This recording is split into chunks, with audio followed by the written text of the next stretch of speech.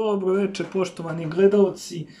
U današnjem klipu ću pričati o jednoj stvari koja može biti jako opasna po budućnost Srbije, a to su ove migracije stanovništva.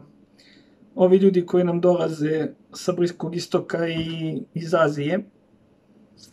Generalno,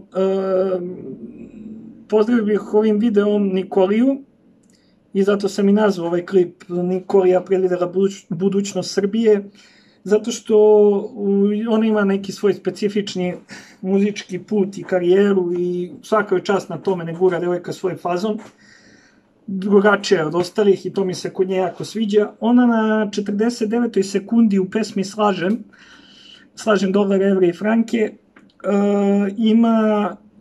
prikazana je devojka u Feridži. Generalno smatram da će taka budućnost Srbije biti ukoliko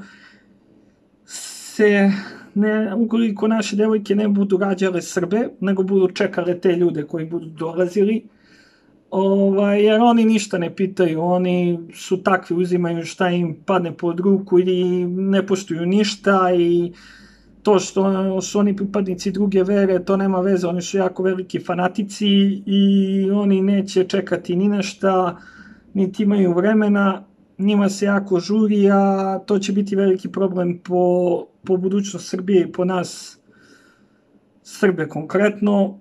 Pa eto, Srbi, uzdajte se u pameti, sestre Srpkinje, pa da nas bude što više i da se nekako odbranimo od ovih koji nam dolaze sa Bliskog istoka i iz Azije. Eto, toliko. Najblaže i najbolje rečeno.